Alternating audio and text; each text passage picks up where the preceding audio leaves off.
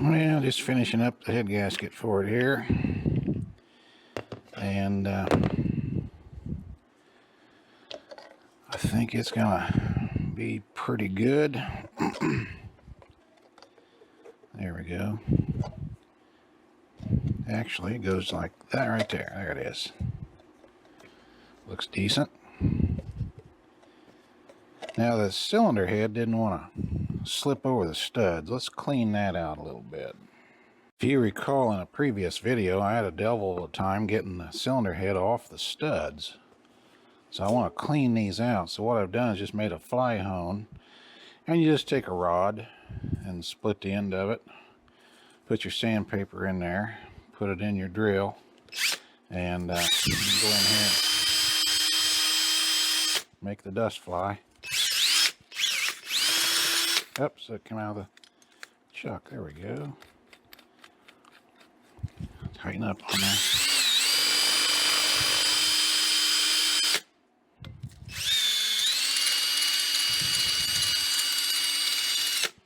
That looks good. I'm running it backwards. That's why my chuck keeps coming loose. Let me blow that out a little bit here.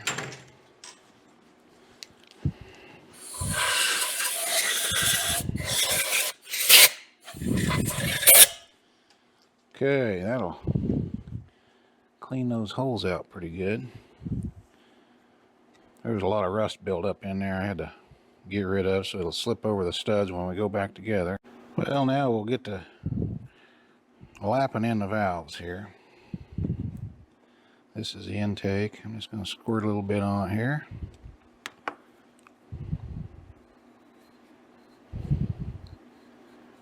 Just enough to coat it lightly. Stick that in there.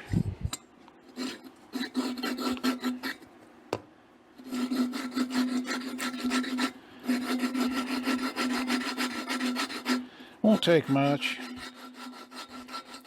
This just makes kind of a nice little final touch.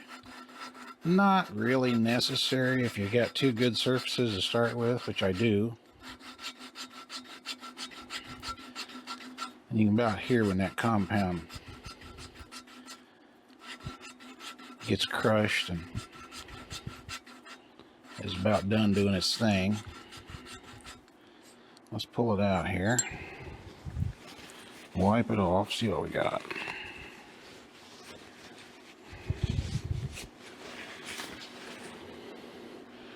There's your contact. Let's see what the seat looks like here. Those are gonna seal real well. I mean, that's a little wide. You know, if this was a 10,000 RPM racing engine, it'd be a different deal. But these things just kind of sputter along, and boy, I tell you, that seat looks great. Let's look at this valve again. The valve looks good. That's what you want.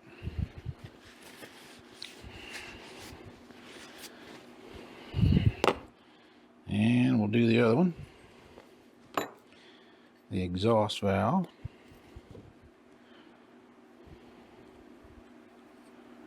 Just a real light coat's all we need.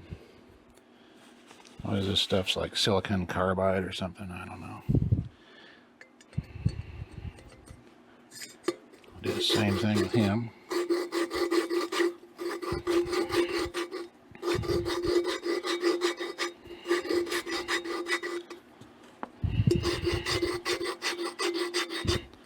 I'm twisting it on the other side, the stem here too. I don't know if you can see that, but I've got a hold of it, just twisting it around, rotating it, oscillating it back and forth.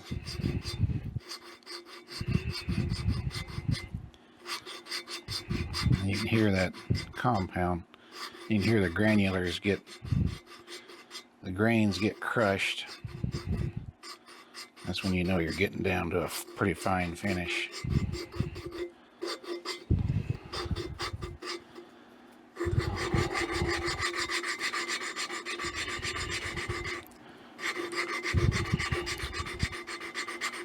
I'm listening for that certain sound. Yeah, let's wipe this one off. And of course, you don't want to get any of this compound on the stem or any of that up in the guide. So we'll wash all that out before I final assemble it.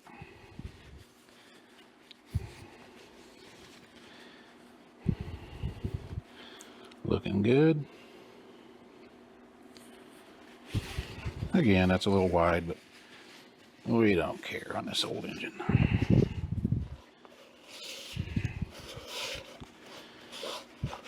Get all that wiped off there, and then take a good look at your seat. Make sure it's contacting all the way around.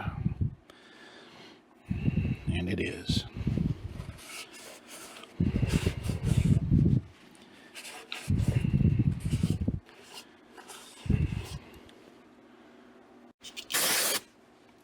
Little brake cleaner. Make sure I get all that abrasive off of there. See, there's some on there. Switch over the other side of the rag. Do this one. Clean.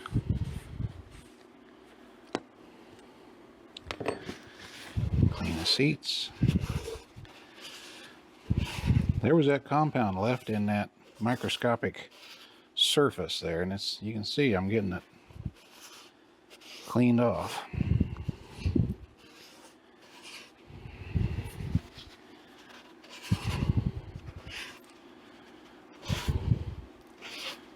Looking pretty good.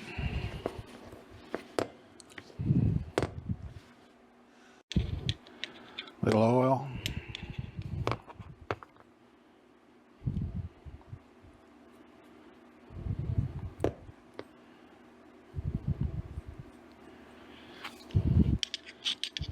Oil on the stem. This is the exhaust. Stick it in here.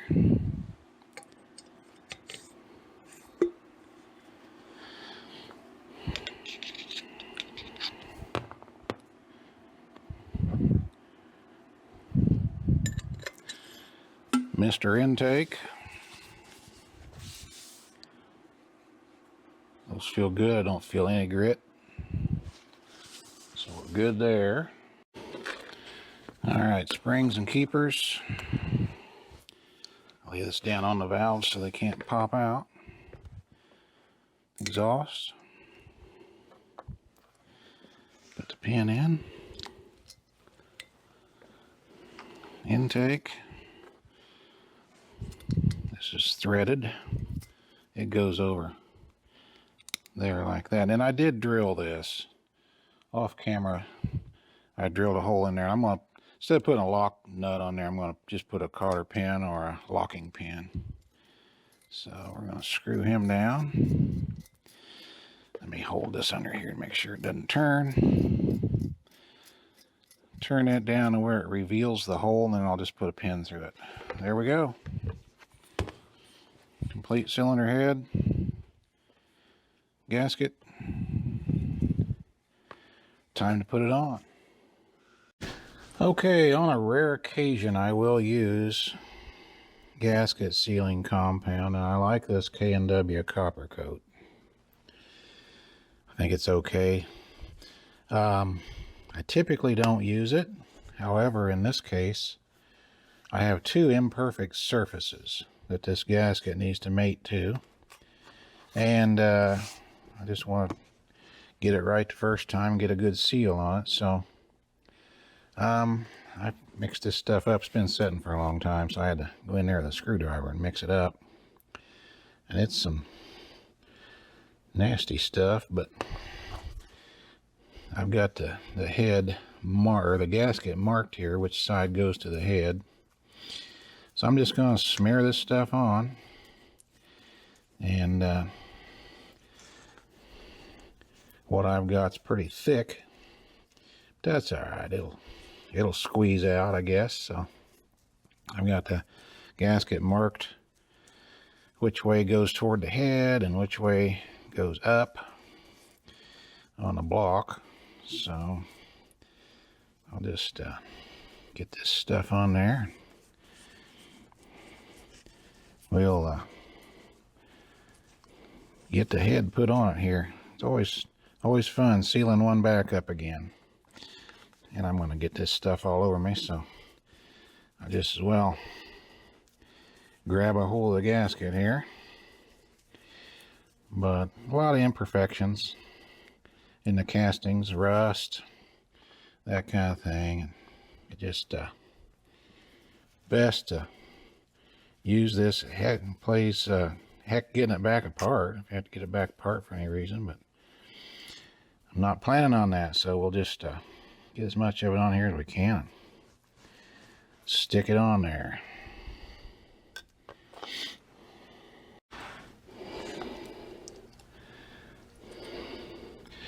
This will probably be the last time I use this stuff from this can.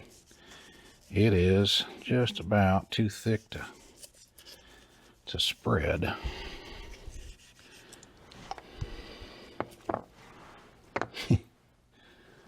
Stringy. Oops, don't want to get it in there.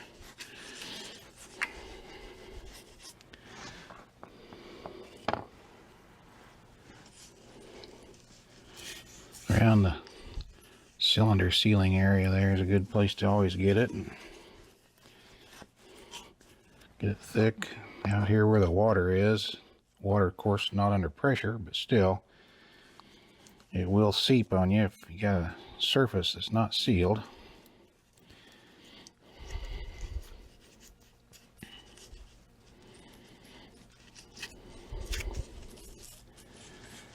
And that's looking pretty decent.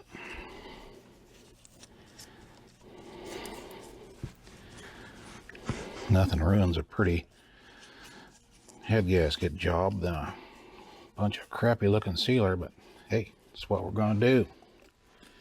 And let me wipe this off and we'll get back and put her on there. Trying to wipe as much of it off of the valves. I got it on the valves and everything else, so trying to wipe that off with some brake cleaner here. Looks like it's pretty good. Let me reposition the camera and we'll set it on there. Well, to try to prevent some of that rust, I'm going to oil the studs here.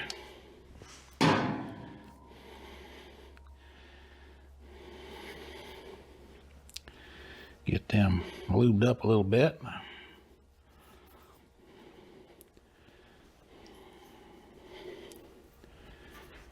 We're just caretakers of these old engines. When we're done with them, somebody else will take them, and maybe someday somebody won't have quite as much trouble getting the head off as I did. So we're just gonna lube them up good. I've got the fasteners, the nuts here cleaned up. They're ready to go on.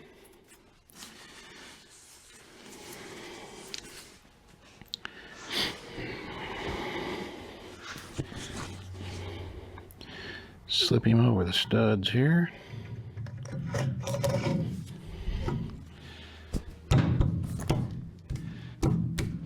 Slip him in home. Now this long part here goes to the bottom. Let me get the rocker and make sure that's correct.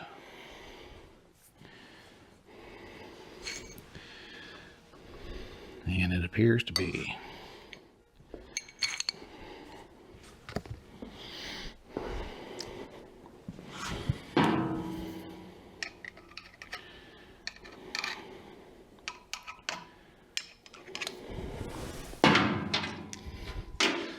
And I want to lube the back of the nut where it will contact the head.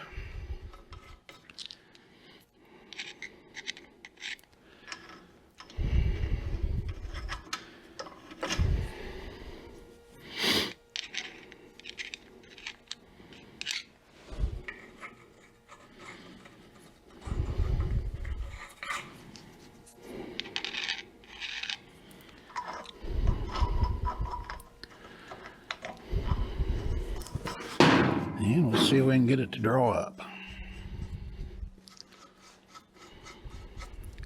And as luck would have it, I ran out of memory in that card in that camera, but I went ahead and tighten it all up anyway. And it looks really good. I can see a little copper coat starting to squeeze out different places. Now after it gets warm, I will torque these down again, but should be good to go for now. But get you around here and get you a look at it here. Looks pretty decent. I don't know if you can see where the copper coat's starting to squeeze out, which is good. Filled all the voids. So we'll see what happens. The next step now is to get the igniter put on, but I haven't cleaned it up yet. I'm going to clean it all up here, make sure it's okay. And I've made the gasket for it, so that'll work. And get this thing cleaned up, get it bolted on there, and we will have a sealed up cylinder, and I can check the compression on it then. So stay tuned, we'll be back. Well, let's take a look at the igniter now. I've just wire brushed it, cleaned it, and inspected it, and it really looks like it's in pretty good condition. The points over here on this side, this is, of course, this is the part that goes into the cylinder, and these points close and open, and when they open, they emit the spark.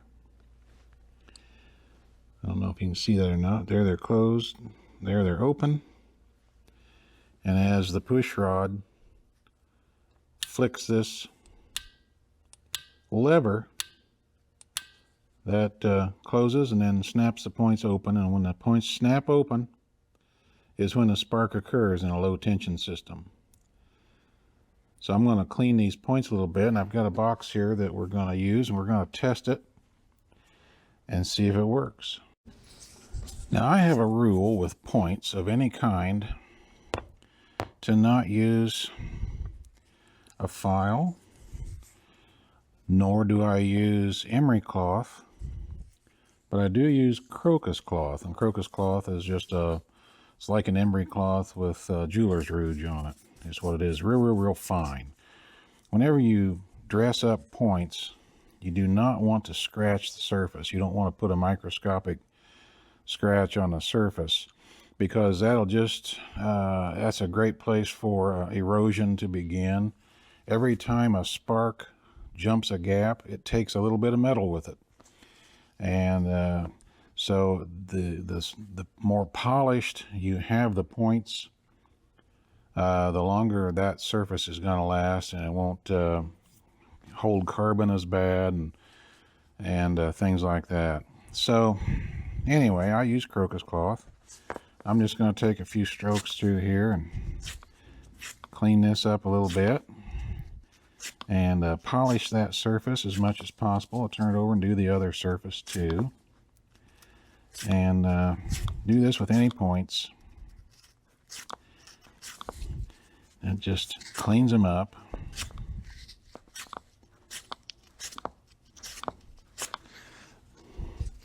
Then I take a little solvent, clean that a little bit with solvent, and we're good for a test here.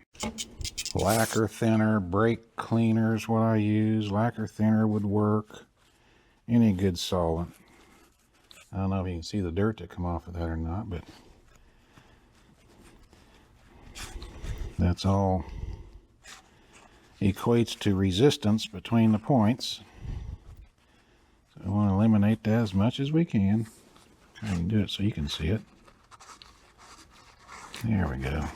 Some of that come off the stem up here, but they look pretty good now. They're pretty shiny, so we're going to go with that.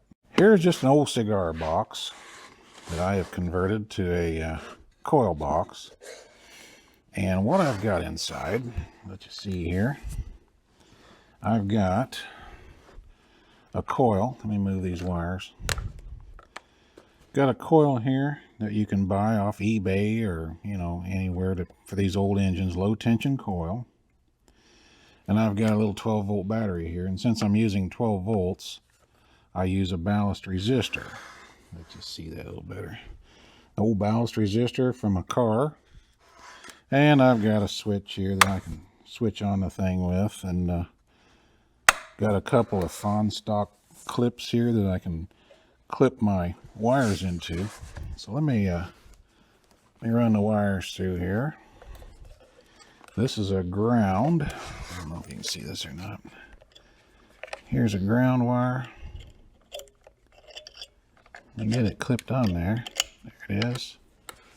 Here's the hot wire down on this one. Now, if I turn the switch on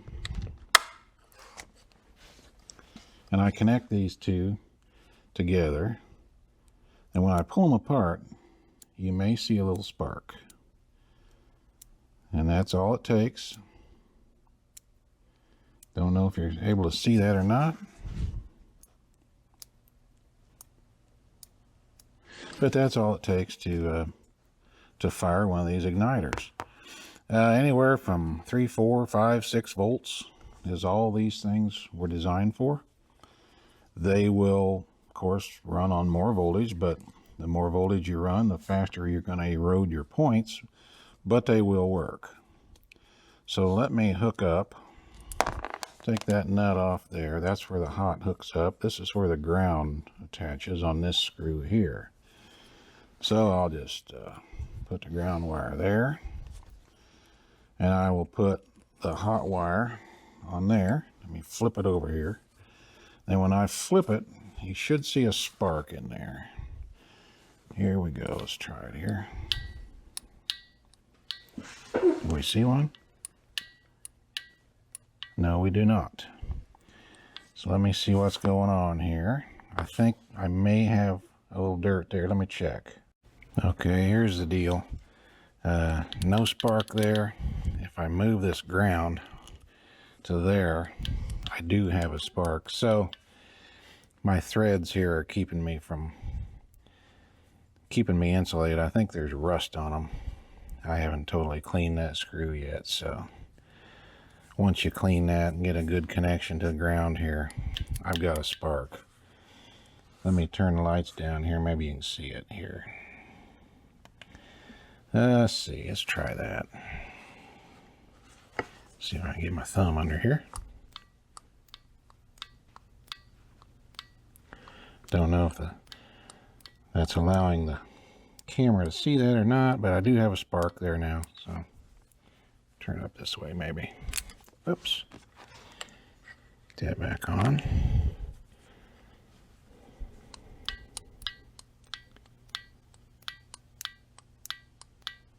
All right. I can see it here. Don't know if the camera's picking it up or not, but you get the idea. So that seems to be working fine. So we'll get it put on the engine and get that much of it done, and I can see what kind of compression I've got. Let me add something to that last clip. Anytime I mention these things, run on very low voltages, anytime you run that low of a voltage, your cleanliness of your connections are paramount. I mean, everything's got to be absolutely clean. Like the old Ford tractor over there, it's got a 6-volt system. Well, 6-volt systems they work fine as long as everything's almost perfect. As soon as something like a starter brush or something like that starts having a bad connection, or battery terminals or something like that, you start losing ground real quick. That's why 12-volt systems are more tolerant to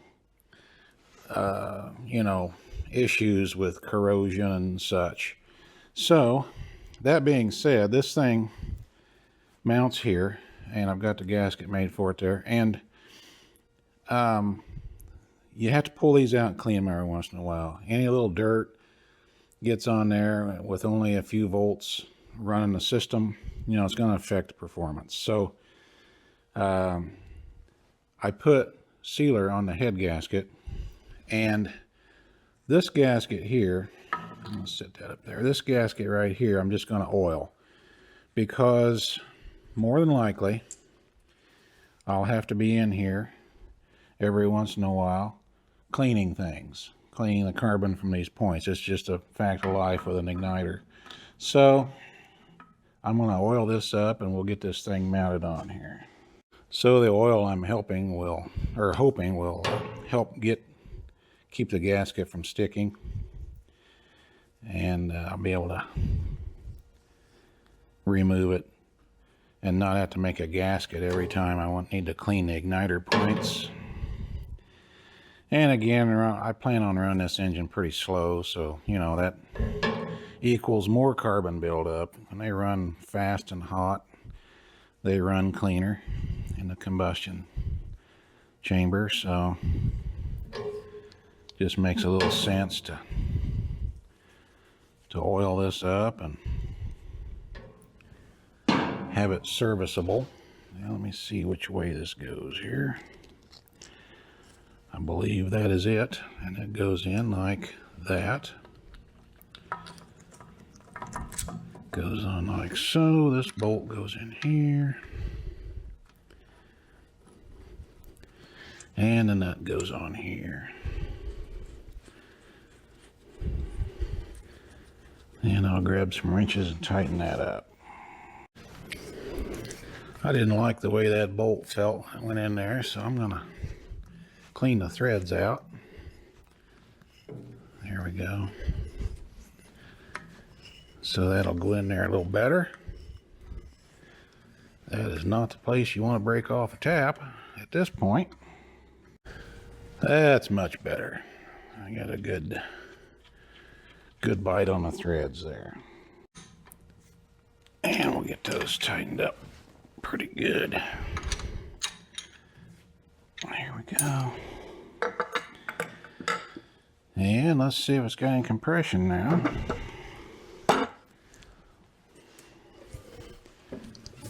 Oh yeah, got a good bounce.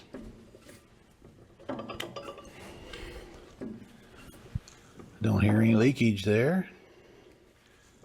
Don't hear any leakage on the valves. Very good. See if my intake valve works. I'm gonna let this come up. Don't have any kind of push rod on it yet. Oh yeah.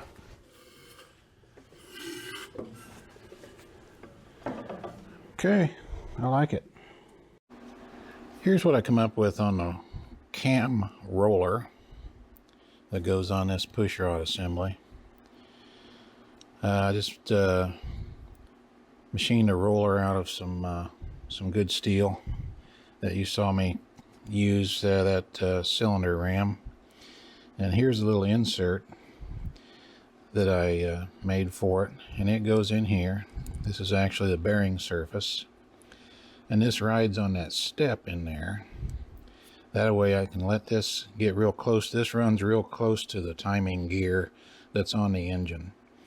So machine those pieces to go together, and the roller runs pretty good. So we got that. We've got a little washer here that I found to space off the roller away from the push rod, and then we got the bolt. So this assembly goes together like this, and I will tighten that up. And that is the roller for the cam. I've got it sitting on a clamp here so you can maybe see it easier, but we'll get that put on the engine now, this assembly. And I've checked it all out. It seems to be real good. So I didn't take it apart. This unscrews off of here. This gear unscrews off of this shaft. I didn't go down that road right now.